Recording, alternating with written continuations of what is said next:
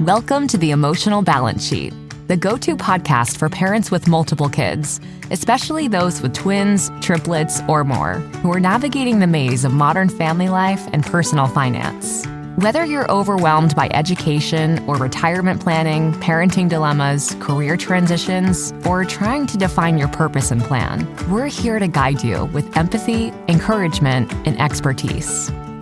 Hosted by Paul Fenner, founder of Tama Capital, a certified financial planner and parent to 4 kids, including a set of triplets. Our podcast is your ally in the quest for financial peace of mind, proving that money matters, but family comes first. Subscribe now and join our community of empowered parents at tamacapital.com. This podcast is for informational purposes only and should not be relied upon for investment decisions. Clients of Tama may retain positions in the securities discussed in this podcast. What does comprehensive financial planning even mean? At Tama Capital, it means a family office where lifestyle planning such as retirement, college, portfolio management, and tax prep and planning are all under one umbrella. But it goes beyond numbers. We focus as much on the emotional side of financial planning as we do on the financial side. We get you. We understand your challenges of building a family, business or career, and a healthy life. We are devoted to wealth planning for families like yours because we are you. Learn how our family can help your family by visiting tamacapital.com. Hi, welcome back. As the summer vacation season begins to kick off, I know my kids will be out of school at the end of this week. I wanted to talk about a topic that comes up every summer. And I've been doing this for a long time. And that topic is buying a vacation home or second home. And full disclosure, I'm going to share a lot of personal things in this conversation because my wife, Teresa, and I did exactly this about 3 years ago. So as most of you know, we live in the Metro Detroit area, and we started vacationing basically once a year in the Traverse City area about 8 years ago, looking at the calendar, when our triplets were, I think, 5, and Mackenzie, our plus one, was maybe 3. And it was like the best vacation like we had ever had up to that point. And just imagine vacation. I don't know if it's really a vacation with 4 kids, but everyone got along great. We did a lot of cool things. We were at the beach. It was just awesome. And Teresa and I looked at each other like, let's just book for next year. And then the year next came, and we booked the year after that, and just kept booking. And we finally got to the point where we really thought about what it might be like to have a place in the Traverse City area. And so we started looking around as most people would do with that idea, not knowing what to expect. And so after a few years of looking and looking, we finally found a place. Actually, it was the same exact unit that we rented almost every year. And the long and short of the story is we missed out on getting it by about, 6 hours. And so we're like, well, we can just kill this dream because it's never going to happen again. But lo and behold, about 6-7 months later, another property came up, which is even better. It fit us, our family of 6, even better than the unit that we were previously renting. And so we went after it. But before that, there were a lot of conversations between the two of us, and being the financial advisor and modeler and planner that I am, I had some nice spreadsheets that I put together and pro-con list of whether this could work or not. And there's, I think, a few things that you need to take into consideration when thinking about buying a second home is, what is the purpose of it? Are you buying it as an investment property? No different than, putting money into your IRA or 401k. Do you plan on getting a return on it? Because that's very different than buying it and renting it out, but having this idea that Teresa and I had that this is one of the places that we would like to retire. We would Our game plan was to spend our summers in the Traverse City area when our kids get older, and then potentially find another place to live down south. Um, being being here in the winters in Michigan is typically not a whole lot of fun, and I know Teresa really does not like it. She would have moved to Florida years ago, but we're still here. Um, but those two ideas set up very differently. Buying something just for an investment property, which I have a few clients that have done that, versus our approach where we rent our condo out, but it's going to be a second home for us down the road. So, what do I mean by the two big differences here? Well, if you're looking at it from a return perspective, you got to make sure that what you're putting in it as far as assumptions on what you're going to be able to rent it for and what it's going to cost you and what that ultimately return you're looking for is going to be. And don't forget the time and the hassle of taking on such an endeavor. Even if you have a property management company manage your bookings, manage the rental aspect of it, like we do at our condo, there's still a lot of work that goes into it. There's still a lot of conversations between us and the property management company, and things can go wrong all the time. There's no shortage of surprises, and as you could imagine, they're not always great surprises either.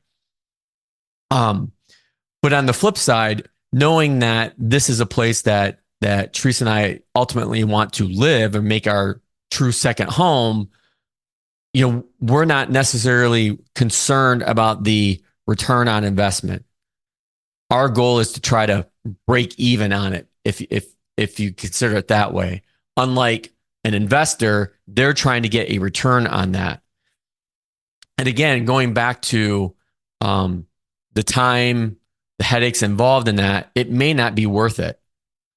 One other thing I want to point out before I kind of get into some of the cost breakdowns is when you do consider buying a second home or vacation home, think about other areas of travel that will likely decrease, meaning you will feel obligated to utilize this property as much as possible. And obviously there's a cost to it. So it's very hard to imagine being able to take many other trips, if any at all, to other places that you may want to visit. So keep that in mind when you go to a place and you're like, think, wow, this is really awesome. We could see ourselves here like every year or multiple times a year. Really think about, is that really fit the lifestyle that you want to lead? If you're used to going to multiple different places every year, then tying yourself down to one place may not be the best option for you. So as far as the cost goes, obviously, if you're renting this out, you're going to have a property management company help you do that. And the cost of that ranges, there's big ranges depending on where your property is located. So I can give you, for example, in the Traverse City area, they can range from 30% all the way to 50% of taking your gross revenue. So let's just say, for ease of math, you rent out your home for $1,000. Well, the property management company is going to take 50% of that. So right off the bat, your 50% revenue is gone. Then, depending on where your property is at, most of the time the property taxes are going to be higher than your primary home. And I know in the state of Michigan and other states are like this too, is that there's such a thing called a homestead tax. So you pay your homestead, your primary home, you're paying a lower tax rate than you do on a second or vacation property. It's the law. It's the state. So I know with our taxes, it almost doubles on our rental property in Traverse. The other thing that from a cost perspective that you need to keep in mind is just like a primary home, you're going to have surprises. You're going to have a water heater that goes out, an HVAC system that fails, a plumbing that backs up. I mean, you name it. Those costs are no different than your primary home. So when you're setting up and I've done this for other families before going down this path, when you're setting up a spreadsheet model to try to figure out, okay, is this even financially feasible for us?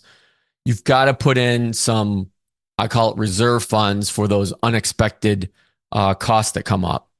So again, just to reiterate 3 things. One is your property management cost, which could vary greatly as an increase in cost.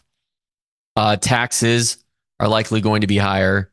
And then third is increase in maintenance, because you got to think about the wear and tear on the unit if you're renting it out as well. So while personally, Teresa and I love what we've done with our place in Traverse City, I know a few other families that have done something similar, but they've treated it more like an investment, and they're on the fence. If they got the right number, they would probably sell their condo or home, because they took a very different approach. Like it was an investment. So again, be very clear about what path you're going down and your why. This is something I talk about on the show all the time, is understanding the purpose driving your decisions. Is it from an investment standpoint, which, it's a lot of work. It's still a lot of risk. And it's not like putting your money in a bond or a stock or anything like that. Real estate investment is different. And there's also some complexity with it as well, as far as having a Schedule E and filing on your tax return, versus all of that, what I just said, versus kind of the avenue that Teresa and I went in, where we're seeing this as an investment in our retirement, that this is a place that we will eventually make as part of our primary housing or home, if you will. But in order to do that, we have to supplement that with rental income during the busy summer, like we're about to head down. So a lot to cover on vacation rental and planning and secondary homes. But again, I know this is a topic I get asked about largely during the summer, as people start traveling to different parts of the country and thinking about, wow, this could be a really great place to live. So again, think through your why. What's the drivers behind the purpose of why you want to do something like this? And as always, I'm always here to help. If you have any questions about this or any of your other financial planning needs, just reach out. You can connect with us at tamacapital.com or respond back via email as well. Now that you've made it to the end of another great conversation, are you looking for more? If so, head over to tamacapital.com, where you will find all of our conversations. Use the search feature to find the topic or guest you would love to learn more about. Also, don't forget to make someone else's day by sharing our show. That's all for this week. We'll see you again soon.